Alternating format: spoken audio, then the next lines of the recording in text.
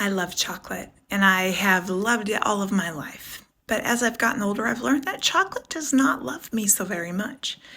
In fact, if I indulge in a little bit of chocolate, it doesn't matter what variety, I end up with significant migraines, either later that day or they develop into the night and are severe through the following day.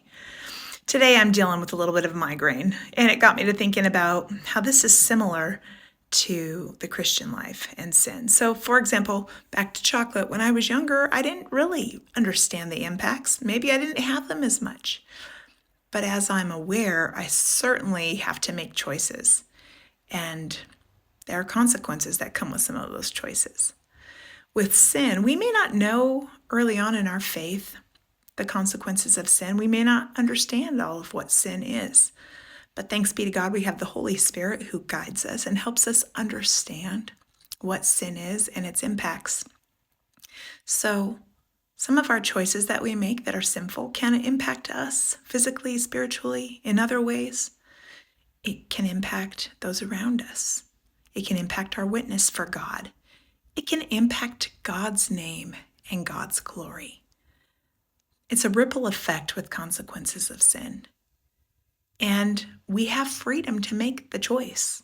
The reality is, when Jesus died on the cross for us, he loosed the bonds of slavery to sin. We are not held captive to sin. We are willful and make decisions on our own.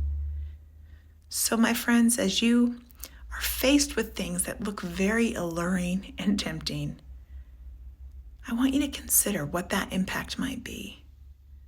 You have someone, the Holy Spirit, to guide you in decisions.